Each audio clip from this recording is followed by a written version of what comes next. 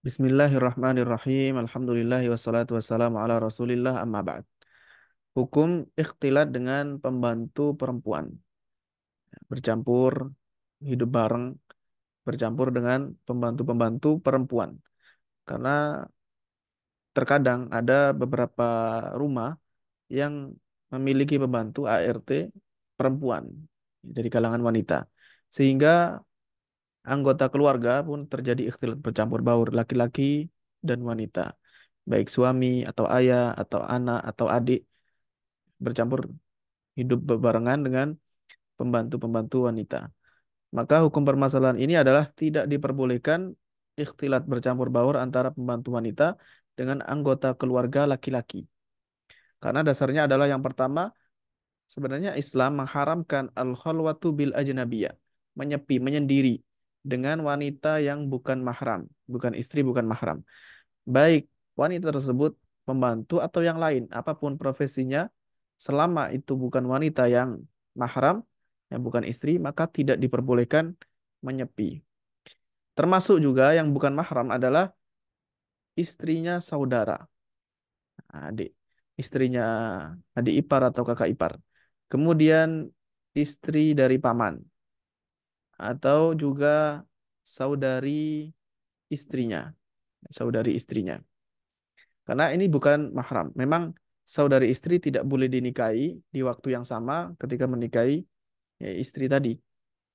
Tapi ini ya muakkad, tidak muabbad, dilarang hanya sementara saja. Sehingga masih tetap menjadi bukan mahram. Berdasarkan hadis Abdullah ibnu Umar radhiyallahu anhuma, dia mengatakan khatabana Umaru bil Jabiyah. Umar bin Khattab pernah berkhutbah lalu mengatakan ala la yakhluwanna rajulun bimra'atin illa kana syaitanu thalithuha. Tidak akan terjadi khalwa, menyepi, menyendiri antara laki-laki dengan wanita melainkan yang ketiganya adalah setan. Hadits diriwayatkan At-Tirmidzi, ya, sehingga tidak boleh melakukan khalwa baik pembantu atau yang lain. Alasan yang kedua, karena pembantu dampak negatifnya, bahayanya lebih besar dibandingkan wanita yang lain ketika bercampur baur dengan laki-laki. Karena hidup di dalam rumah, kemudian ketika tidak biasanya lengah, tidak menggunakan hijab dan tidak menutup dengan sempurna, biasanya ketika di rumah maka kerusakannya lebih besar. Bisa jadi wanita tadi masih masih berusia muda dan masih cantik, dan apalagi kalau pembantu tadi tidak terlalu peduli dengan kehormatannya, tidak terlalu menjaga kehormatannya. Ya, karena didatangkan dari tempat-tempat dari tempat asalnya, dari kota asalnya atau negara asalnya yang menganut paham kebebasan secara mutlak, yang menampakkan aurat, dan apalagi juga wanita-wanita yang sudah terbiasa mendatangi tempat-tempat yang keji, yang buruk, dan terbiasa menyaksikan uh, pemandangan-pemandangan yang tidak baik, apalagi juga menonton film-film yang mengumbar aurat, ditambah lagi dengan terkadang wanita-wanita yang bekerja semacam ini kalau memiliki mengusung pemikiran-pemikiran yang menyimpang dan mazhab-mazhab yang sesat, yang jauh dari norma-norma dan jauh dari syariat Islam, maka perlu waspada lagi, lebih berbahaya lagi. Dari sini intinya adalah tidak diperbolehkan, ya, tidak diperbolehkan bercampur baur antara laki-laki anggota keluarga dengan pembantu perempuan.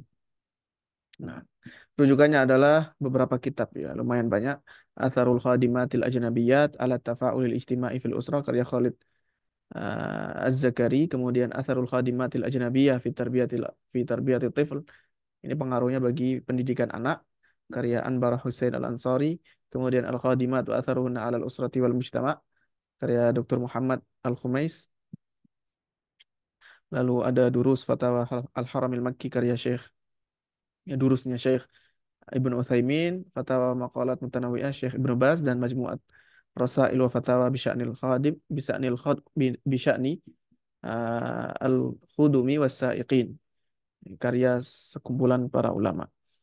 Nah, mudah-mudahan Allah menjaga kita dari hal-hal yang buruk, dari hal-hal yang tidak diinginkan, kerusakan yang disebabkan oleh fitnah syahwat dan syubhat. Amin ya rabbal alamin. Wassallallahu wasallam ala nabiyina Muhammad walhamdulillahi rabbil alamin.